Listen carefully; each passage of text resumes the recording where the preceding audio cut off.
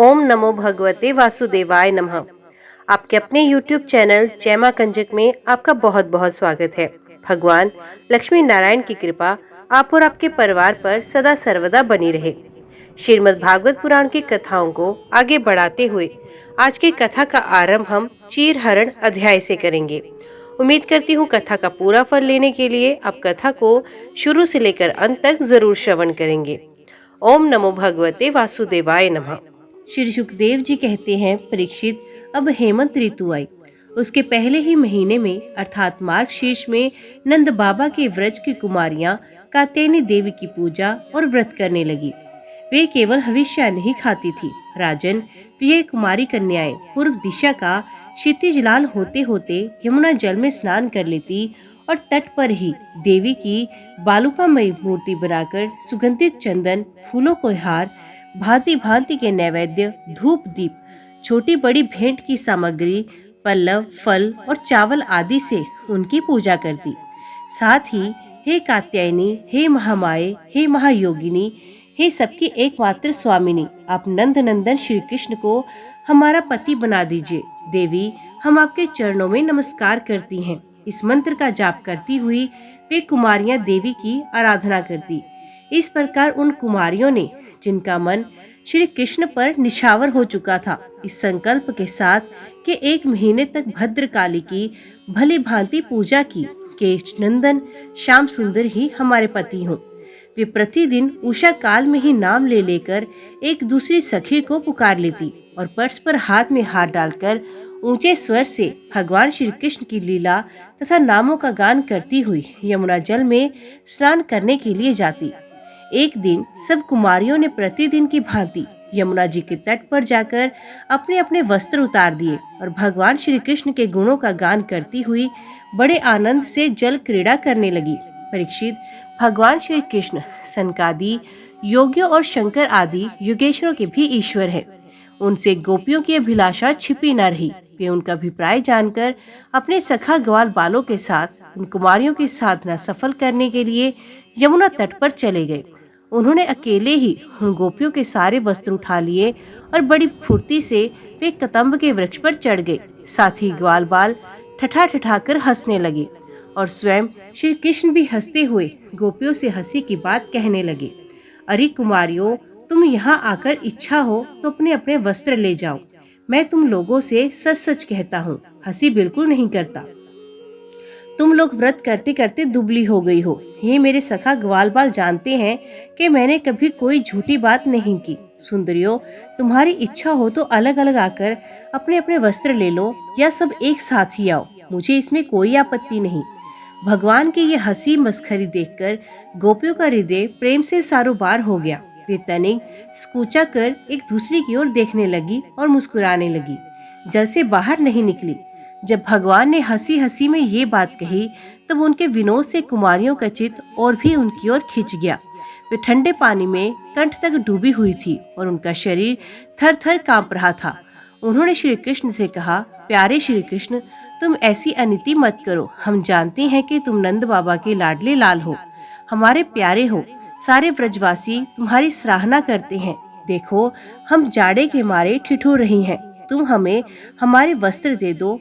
प्यारे श्याम सुंदर, हम तुम्हारी दासी हैं। तुम तो धर्म का मर्म भली भांति जानते हो। हमें कष्ट मत दो, हमारे वस्त्र हमें दे दो, नहीं तो हम जाकर नंद बाबा से कह देंगी। भगवान श्री कृष्ण ने कहा, कुमारियों, तुम्हारी मुस्कान पवित्रता और प्रेम से भरी है। देखो, जब तक अपने को मेरी दासी स्वीकार करती हो और मेरी आज्ञा का पालन करना चाहती हो तो यहाँ आकर अपने अपने वस्त्र ले लो। परीक्षित, वे कुमारियां ठंड से ठिठुर रही थी, काम भी रही थी। भगवान की ऐसी बात सुनकर वे अपने दोनों हाथों से गुप्त अंगों को छुपाकर यमुना जी से बाहर निकली। उस समय ठंड उन्हें बहुत ही सता रही थी। उनके शुद्ध भाव से वे बहुत ही प्रसन्न हुए। उनको अपने पास आई देखकर उन्होंने गोपियों के वस्त्र अपने कंधे पर रख लिए और बड़ी प्रसन्नता से मुस्कुराते हुए बोले, अरे गोपियों, तुमने जो व्रत लिया था उसे अच्छी तरह निभाया है, इसमें संदेह नहीं। परंतु इस अवस्था में वस्त्रहीन होकर तुमने जल में स्नान किया, इससे तो जल के अधिष्ठात्र देवता वरुण का तथा यमुना जी का अपराध हुआ है। अतः इस दोष की शांति के लिए तुम अपने हाथ जोड़कर सर से लगाओ और उन्हें झुककर प्रणाम करो। तदंतर अपने अपने वस्त्र ले जाओ। भगवान श्री कृष्ण की बात सुनकर व्रज कुमारियों ने ऐसा ही समझा कि वास्तव में वस्त्रहीन होकर स्नान करने से हमारे व्रत में त्रुटि आ गई। अतः उसके निर्विघ्न पूर्ति के लिए उन्होंने समस्त कर्मों के साक्षी श्री कृष्ण को नमस्कार किया, क्योंकि उन्हें करने से ही हमारी सारी त्रुटियां और अपराधों का मार्जन हो जाता है। जब यशोदानंदन भगवान श्री कृष्ण ने देखा कि सबकी सब कुमारियां मेरी आज्ञा के अनुसार प्रणाम कर रही हैं, तब वे बहुत ही प्रसन्न हुए। उनके हृदय में करुणा उमड़ आई और उन्होंने उनके वस्त्र दे दिए। प्रिय परीक्षित, श्री कृष्ण ने कुमारियों से छल भरी बातें की, उनका लज्जा संकोच छुड़ाया, हंसी की और उन्हें कठपुतलियों के समान नचाया, यहाँ तक कि उनके वस्त्र तक हर लिए। फिर भी वे उनसे रुष्ट नहीं हुई।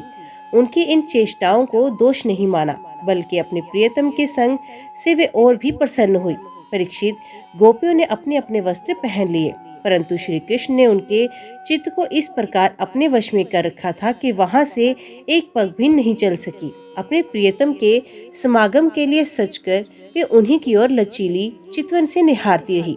भगवान श्री कृष्ण ने देखा कि उन कुमारियों ने उनके चरण कमलों में स्पर्श की कामना से ही व्रत धारण किया है और उनके जीवन का यही एकमात्र संकल्प है। तब गोपियों के प्रेम के अधीन होकर उखल तक में बंध जाने वाले भगवान ने उनसे कहा, मेरी परम प्रियसी कुमारियों, मैं तुम्हारा ये संकल्प जानता हूँ कि तुम मेरी पूजा करना चाहती हो। मैं तुम्हारी इस अभिलाषा का अनुमोदन करता हूँ। तुम्हारा ये संकल्प सत्य होगा, तुम मेरी पूजा कर सकोगी। जिन्होंने अपना मन और प्राण मुझे समर्पित कर रखा है, उनकी कामनाएं उन्हें सांसारिक भोगों की ओर ले जाने में समर्थ नहीं होती। ठीक वैसे ही जिसे भूने या उबाले हुए बीज फिर अंकुर के रूप में उगने के योग्य नहीं रह जाते। इसलिए कुमारियों, अब तुम अपने अपने घर लौट आओ। तुम्हारी साधना सिद्ध हो गई। तुम आने वाली शरद ऋतु की रात्रियों में मेरे साथ विहार करोगी। सतियों, इसी उद्देश्य से तो तुम लोगों ने ये व्रज और कात्यायनी देवी की पूजा की थी। परीक्षित, भगवान की ये आज्ञा पाकर वे कुमारियां भगवान श्री कृष्ण के चरण कमलों का ध्यान करती हुई जाने की इच्छा ना होने पर भी बड़े कष्ट से व्रज में गई। अब उनकी सारी कामनाएं पूर्ण हो चुकी थी। प्रिय परीक्षित, एक दिन भगवान श्री कृष्ण बलराम जी और ग्वाल बालाओं के साथ गोए चराते हुए वृंदावन से बहुत दूर निकल गए। ग्रीष्म ऋतु थी, सूर्य की किरणें बहुत ही प्रखर हो रही थी, परंतु घने घने वृक्ष भगवान श्री कृष्ण के ऊपर छत्ते का काम कर रहे थे। भगवान श्री कृष्ण ने वृक्षों को छाया करते देखकर सतोक कृष्ण, अंशु, श्रीदामा, सुबल, अर्जुनल, विशाल, ऋषभ, तेजस्वी, देवप्रस्थ और वरुथ्य आदि ग्वालों को संबोधन करते हुए कहा, मेरे प्यारे मित्रों, देखो ये वृक्ष कितने भाग्यवान हैं। इनका सारा जीवन केवल दूसरों की भलाई करने के लिए ही है। ये स्वयं तो हवा के झोंके, वर्षा, धूप और पाला सब कुछ सहते हैं, परंतु हम लोगों की उनसे रक्षा करते हैं। मैं कहता हूँ कि इन्हीं का जीवन सबसे श्रेष्ठ है, क्योंकि इनके द्वारा सब प्राणियों का सहारा मिलता है। उनका जीवन निर्वाह होता है। जैसे किसी सज्जन पुरुष के घर से कोई याचक खाली हाथ नहीं लौटता, वैसे ही इन वृक्षों से भी सभी को कुछ न कुछ मिल ही जाता है। ये अपने पत्ते, फूल, फल, छाया, जड़, शाल, लकड़ी, गंध, गोंद, राख, कोयला, अंकुर और कोपलों से भी लोगों की कामना पूर्ण करते हैं। मेरे प्यारे मित्रों, संसार में प्राणी तो बहुत हैं, परंतु उनके जीवन की सफलता इतने में ही है कि जहाँ तक हो सके अपने धन से, विवेक विचार से, वाणी से और प्राणों से भी ऐसे ही कर्म किए जाए जिनसे दूसरों की भलाई हो। परीक्षित, दोनों ओर से वृक्ष नई नई कोपलों, गुच्छों, फल, फूलों और पत्तों से लद रहे थे। उनकी डालियां पृथ्वी तक झुकी हुई थी। इस प्रकार भाषण करते हुए भगवान श्री कृष्ण उन्हीं के बीच से यमुना तट पर निकल आए। राजन, यमुना जी का जल बड़ा ही मधुर, शीतल और स्वच्छ था। उन लोगों ने पहले गौओं को पिलाया और उसके बाद स्वयं भी जी भरकर स्वादु जल का पान किया। परीक्षित, जिस समय यमुना जी के तट पर हरे भरे उपवन में बड़ी स्वतंत्रता से अपनी गोए चरा रहे थे, उसी समय कुछ भूखे ग्वालों ने भगवान श्री कृष्ण और बलराम जी के पास आकर ये बात कही।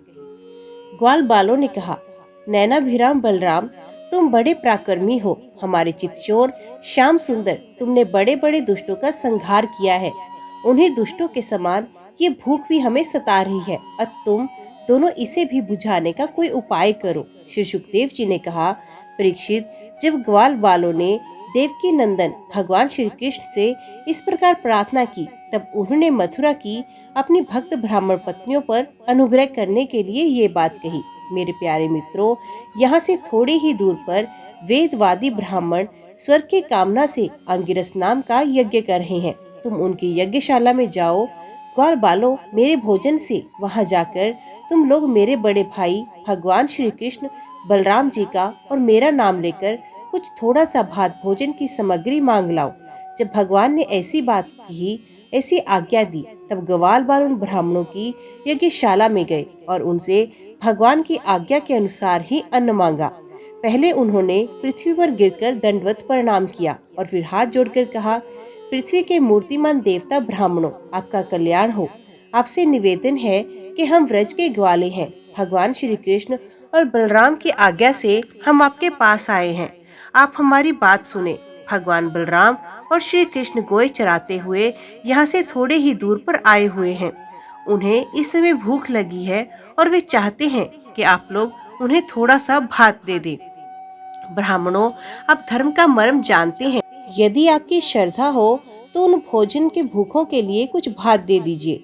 सज्जनों, जिस यज्ञ दीक्षा में पशु बलि होती है, उसमें और सोत्रामणि यज्ञ में दीक्षित पुरुष का अन्न नहीं खाना चाहिए। इनके अतिरिक्त और किसी भी समय किसी भी यज्ञ में दीक्षित पुरुष का भी अन्न खाने में कोई दोष नहीं है। परीक्षित, इस प्रकार भगवान के अन्न मांगने की बात सुनकर भी उन ब्राह्मणों ने उस पर कोई ध्यान नहीं दिया। वे चाहते थे स्वर्ग आदि तुच्छ फल और उनके लिए बड़े बड़े कर्मों में उलझे हुए थे। सच पूछो तो वे ब्राह्मण ज्ञान की दृष्टि से तो बालक की, परंतु अपने को बड़ा ज्ञानवृद्ध मानते थे। परीक्षित, देश काल अनेक प्रकार की सामग्रियां, भिन्न भिन्न कर्मों में विनय युक्त मंत्र, अनुष्ठान की पद्धति, ऋत्विज ब्रह्मा आदि यज्ञ कराने वाले अग्नि देवता, यजमान, यज्ञ और धर्म, इन सब रूपों में एकमात्र भगवान ही प्रकट हो रहे हैं। वे ही इंद्रातीत प्रभम भगवान श्री कृष्ण स्वयं ग्वाल बालों के द्वारा भात मांग रहे हैं। परंतु इन मूर्खों ने, जो अपने को शरीर ही माने बैठे हैं, भगवान को भी एक साधारण मनुष्य ही माना और उनका सम्मान नहीं किया। परीक्षित, जब उन ब्राह्मणों ने हाँ या ना कुछ नहीं कहा, तब ग्वाल बालों की आशा टूट गई। वे लौट आए और वहाँ की सब बात उन्होंने श्री कृष्ण तथा बलराम जी से कही। उनकी बात सुनकर सारे जगत के स्वामी भगवान श्री कृष्ण हंसने लगे। उन्होंने ग्वाल बालों को समझाया कि संसार में असफलता तो बार बार होती ही है, उसे निराश नहीं होना चाहिए। बार बार प्रयत्न करते रहने से सफलता मिल ही जाती है। फिर उनसे कहा, मेरे प्यारे ग्वाल बालों, इस बार तुम लोग उनकी पत्नियों के पास जाओ और उनसे कहो कि राम और श्याम यहाँ आए हैं। तुम जितना चाहोगे उतना भोजन वे तुम्हें देंगी। वे मुझसे बड़ा प्रेम करती हैं। उनका मन सदा सर्वदा मुझ में लगा रहता है। अब की बार ग्वाल बाल पत्नीशाला में चले गए। वहां जाकर देखा तो ब्राह्मणों की पत्नियां सुंदर सुंदर वस्त्र और गहनों से सज धज कर बैठी हैं। उन्होंने द्विज पत्नियों को प्रणाम करके बड़ी नम्रता से ये बात कही, आप विप्र पत्नियों को हम नमस्कार करते हैं, आप कृपा करके हमारी बात सुने। भगवान श्री कृष्ण यहाँ से थोड़ी ही दूर पर आए हुए हैं और उन्होंने ही हमें आपके पास भेजा है। वे ग्वाल बाल और बलराम जी के साथ गोए चराते हुए इधर बहुत दूर आ गए हैं। इस समय उन्हें और उनके साथियों को भूख लगी है। आप उनके लिए कुछ भोजन दे दें। परीक्षित, वे ब्राह्मण पत्नियां बहुत दिनों से भगवान की मनोहर लीलाएं सुनती थी। उनका मन उनमें लग चुका था। वे सदा सर्वदा इस बात के लिए उत्सुक रहती कि किसी प्रकार श्री कृष्ण के दर्शन हो जाए। श्री कृष्ण के आने की बात सुनते ही वे उतावली हो गई। उन्होंने बर्तनों में अत्यंत स्वादिष्ट और हितकर भक्ष्य, भोज, लक्ष्य और चोष्य चारों प्रकार की भोजन सामग्री ले ली तथा भाई बंधु पति पुत्रों के रोकते रहने पर भी अपने प्रियतम भगवान श्री कृष्ण के पास जाने के लिए घर से निकल पड़ी। ठीक वैसे ही जैसे नदियां समुद्र के लिए क्यों ना हो। ना जाने कितने दिनों से पवित्र कीर्ति भगवान श्री कृष्ण के गुण, लीला, सौंदर्य और माधुर्य आदि का वर्णन सुन सुनकर उन्होंने उनके चरणों पर अपना हृदय निछावर कर दिया था। ब्राह्मण पत्नियों ने जाकर देखा कि यमुना के तट पर नए नए कोपलों से शोभायमान अशोक वन में ग्वाल बालों से घिरे हुए बलराम जी के साथ श्री कृष्ण इधर उधर घूम रहे हैं। उनके सांवले शरीर पर सुनहला पीताम्बर झिलमिला रहा है, गले में वनमाला लटक रही है, मस्तक पर मोर पंख का मुकुट है, अंग अंग में रंगीन धातुओं से चित्रकारी कर रखी है, नए नए कोपलों के गुच्छे शरीर में लगाकर नटकासा वेश बना रखा है। एक हाथ अपने सखा ग्वाल बाल के कंधे पर रखे हुए हैं और दूसरे हाथ से कमल का फूल नचा रहे हैं। कानों में कमल कुंडल हैं, कपोलों पर घुंघराली अलके लटक रही हैं और मुख कमल पर मंद मंद मुस्कान की रेखा से प्रफुल्लित हो रहा है। परीक्षित, अब तक अपने प्रियतम श्याम सुंदर के गुण और लीलाएं अपने कानों से सुन सुनकर उन्होंने अपने मन को उन्हीं के प्रेम में रंग डाला था, उसी में सराबोर कर दिया था। अब नेत्रों के मार्ग से उन्हें भीतर ले जाकर बहुत देर तक वे मन ही मन उनका आलिंगन करती रही। इस प्रकार उन्होंने अपने हृदय की जलन शांत की, ठीक वैसे ही जैसे जागृत और स्वप्न अवस्थाओं की वृत्तियां ये मैं, ये मेरा इस भाव से जलती रहती हैं, परंतु सुषुप्ति अवस्था में उसके अभिमानी प्राज्ञ को पाकर उसी में लीन हो जाती हैं और उनकी सारी जलन मिट जाती है। प्रिय परीक्षित, भगवान सबके हृदय की बात जानते हैं, सबकी बुद्धियों के साक्षी हैं। उन्होंने जब देखा कि ब्राह्मण पत्नियां अपने भाई बंधु पति पुत्रों के रोकने पर भी सब सगे संबंधियों और विषयों की आशा छोड़कर केवल मेरे दर्शन की लालसा से मेरे पास आई हैं, तब उन्होंने उनसे कहा। उस समय उनके मुखारविंद पर हास्य की तरंगे अटखेलियां कर रही थी। भगवान ने कहा, महाभाग्यवती देवियों, तुम्हारा स्वागत है। आओ बैठो, कहो हम तुम्हारा क्या स्वागत करें। तुम लोग हमारे दर्शन की इच्छा से यहाँ आई हो। ये तुम्हारे जैसे प्रेम पूर्ण हृदय वालों के योग्य ही है। इसमें संदेह नहीं कि संसार में अपनी सच्ची भलाई को समझने वाले जितने भी बुद्धिमान पुरुष हैं, वे अपने प्रियतम के समान ही मुझसे प्रेम करते हैं और ऐसा प्रेम करते हैं जिसमें किसी प्रकार की कामना नहीं रहती, जिसमें किसी प्रकार का व्यवधान, संकोच, छिपावा, दुविधा या द्वेष नहीं होता। प्राण, बुद्धि, मन, शरीर, स्वजन, स्त्री, पुत्र और धन आदि संसार की सभी वस्तुएं जिसके लिए और जिसकी सनिधि से प्रिय लगती हैं, उस आत्मा से, परमात्मा से, मुझ श्री कृष्ण से बढ़कर और कौन प्यारा हो सकता है। इसलिए तुम्हारा आना उचित ही है। मैं तुम्हारे प्रेम का अभिनंदन करता हूँ, परंतु अब तुम लोग मेरा दर्शन कर चुकी, अब अपने यज्ञशाला में लौट जाओ। तुम्हारे पति ब्राह्मण गृहस्थ हैं, वे तुम्हारे साथ मिलकर ही अपना यज्ञ पूर्ण कर सकेंगे। ब्राह्मण पत्नियों ने कहा, अंतर्यामी श्याम सुंदर, आपकी ये बात निष्ठुरता से पूर्ण है। आपको ऐसी बात नहीं करनी चाहिए। श्रुतियाँ कहती हैं कि जो एक बार भगवान को प्राप्त हो जाता है उसे फिर संसार में नहीं लौटना पड़ता। आप अपनी ये वेद वाणी सत्य कीजिए। हम अपने समस्त सगे संबंधियों की आज्ञा का उल्लंघन करके आपके चरणों में इसलिए आई हैं कि आपके चरणों में गिरी हुई तुलसी की माला अपने केशों में धारण करें। स्वामी, अब हमारे पति पुत्र, माता पिता, भाई बंधु और स्वजन संबंधी हमें स्वीकार नहीं करेंगे, फिर दूसरों की तो बात ही क्या। वीर शिरोमणि, अब हम आपके चरणों में आ गई हैं, हमें और किसी का सहारा नहीं, इसलिए अब हमें दूसरों की शरण में ना जाना पड़े, ऐसी व्यवस्था कीजिए। भगवान श्री कृष्ण ने कहा, देवियों, तुम्हारे पति पुत्र, माता पिता, भाई बंधु कोई भी तुम्हारा तिरस्कार नहीं करेंगे। उनकी तो बात ही क्या, सारा संसार तुम्हारा सम्मान करेगा। इसका कारण है अब तुम मेरी हो गई हो, मुझसे युक्त हो गई हो। देखो ना, ये देवता मेरी बात का अनुमोदन कर रहे हैं। देवियों, इस संसार में मेरा अंग संग ही मनुष्यों में मेरी प्रीति या अनुराग का कारण नहीं है। इसलिए तुम जाओ और अपना मन मुझ में लगा दो, तुम्हें अतिशीघ्र मेरी प्राप्ति होगी। परीक्षित, जब भगवान ने इस प्रकार कहा तब वे ब्राह्मण पत्नियां यज्ञशाला में लौट गई। उन ब्राह्मणों ने अपने स्त्रियों में तनिक भी दोष दृष्टि नहीं की, उनके साथ मिलकर अपना यज्ञ पूरा किया।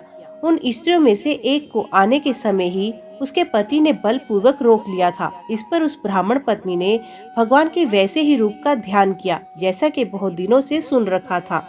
जब उसका ध्यान जम गया तब वे मन ही मन भगवान का आलिंगन करके उसके कर्म के द्वारा बने हुए अपने शरीर को छोड़ दिया। इधर भगवान श्री कृष्ण ने ब्राह्मणों के लाए हुए उस 4 प्रकार के अन्न से पहले ग्वाल बालों को भोजन कराया और फिर उन्होंने स्वयं भी भोजन किया। परीक्षित, इस प्रकार लीला मनुष्य भगवान श्री कृष्ण ने मनुष्य की सी लीला की और अपने सौंदर्य, माधुर्य, वाणी तथा कर्मों से गोए, ग्वाल बालों और गोपियों को आनंदित किया और स्वयं भी उनके अलौकिक प्रेम रस का आस्वादन करके आनंदित हुए।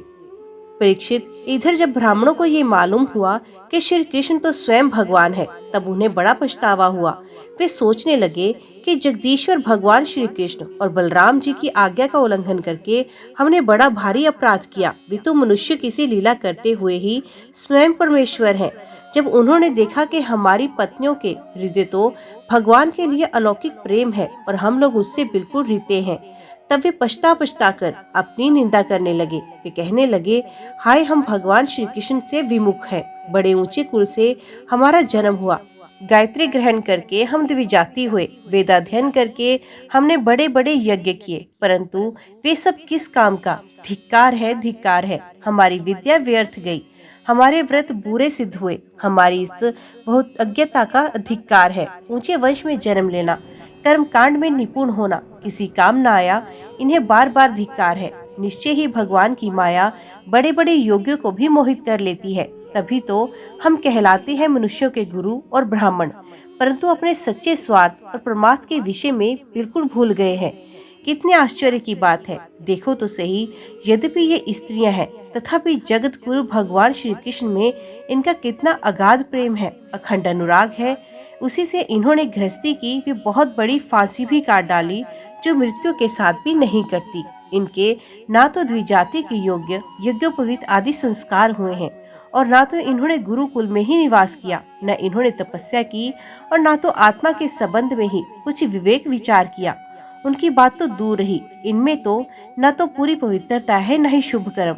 फिर भी समस्त योगेश्वरों के ईश्वर पुण्य कीर्ति भगवान श्री कृष्ण के चरणों में इनका दृढ़ प्रेम है। और हमने अपने संस्कार किए, गुरुकुल में निवास किया, तपस्या की, आत्मानुसंधान किया, पवित्रता का निर्वाह किया तथा अच्छे अच्छे कर्म किए, फिर भी भगवान के चरणों में हमारा प्रेम नहीं है। सच्ची बात यह है कि हम लोग गृहस्थी के काम धंधों में मतवाले हो गए हैं, अपनी भलाई और बुराई को बिल्कुल भूल गए थे। अहो, भगवान की इतनी कृपा, भक्त वत्सल प्रभु ने ग्वाल बालों को भेजकर उनके वचनों से हमें चेतावनी दी, अपनी याद दिलाई। भगवान स्वयं पूर्ण काम है और कैवल्य मोक्ष पर्यंत जितनी भी कामनाएं होती हैं, उनको पूर्ण करने वाले हैं। यदि हमें सचेत नहीं करना होता तो उनका हम सरीखे शूद्र जीवों से प्रयोजन ही क्या हो सकता था। अवश्य ही उन्होंने इसी उद्देश्य से मांगने का बहाना बनाया, अन्यथा उन्हें मांगने की भला क्या आवश्यकता। स्वयं लक्ष्मी अन्य सब देवताओं को छोड़कर और अपनी चंचलता, गर्वादि दोषों का परित्याग कर केवल एक बार उनके चरण कमलों का स्पर्श पाने के लिए सेवा करती हैं। वे ही प्रभु किसी से भोजन की याचना करे, ये लोगों को मोहित करने के लिए नहीं है तो क्या है। देश काल पृथक पृथक सामग्रियाँ, उन कर्मों में विनय युक्त मंत्र, अनुष्ठान की पद्धति, ऋत्विज, अग्नि देवता, यज्ञमान, यज्ञ और धर्म सब भगवान के ही स्वरूप है। वे ही योगेश्वर के भी ईश्वर भगवान विष्णु स्वयं श्री कृष्ण के रूप में यदुवंशियों में अवतीर्ण हुए। ये बात हमने सुन रखी थी, परंतु हम इतने मूढ़ हैं कि उन्हें पहचान नहीं सके। ये सब होने पर भी हम धन्यादि धन्य हैं, हमारे अहोभाग्य। तभी तो हमें ऐसी पत्नियां प्राप्त हुई। उनकी भक्ति से हमारी बुद्धि भी भगवान श्री कृष्ण के अविचल प्रेम से युक्त हो गई। प्रभु, आप अचिंत्य और अनंत ऐश्वर्यों के स्वामी हैं। श्री कृष्ण, आपका ज्ञान अबाध है। आपकी ही माया से हमारी बुद्धि मोहित हो रही है और हम कर्मों के पचड़े में भटक रहे हैं। हम आपको नमस्कार करते हैं। हे आदि पुरुषोत्तम भगवान श्री कृष्ण, हमारे इस अपराध को क्षमा करें, क्योंकि हमारी बुद्धि उनकी माया से मोहित हो रही है और हम उनके प्रभाव को ना जानने वाले अज्ञानी हैं। परीक्षित, उन ब्राह्मणों ने श्री कृष्ण का तिरस्कार किया था, अतः उन्हें अपने अपराध की स्मृति से बड़ा पश्चाताप हुआ और उनके हृदय में श्री कृष्ण बलराम के दर्शन की बड़ी इच्छा भी हुई, परंतु कंस के डर के मारे वे उनका दर्शन करने ना जा सके। ओम नमो भगवते वासुदेवाय नमः। आज की वीडियो में इतना ही। उम्मीद करती हूँ वीडियो आपको पसंद आई होगी। वीडियो पसंद आई हो तो वीडियो को लाइक और चैनल को सब्सक्राइब जरूर कीजिएगा। जय श्री हरि लिखकर कमेंट बॉक्स में अपनी हाजिरी और अपने सुझाव देना ना भूलेगा। तो मिलते हैं अगले अध्याय के साथ। तब तक के लिए देखते व सुनते रहिए। जय मां कंजक, जय माता दी।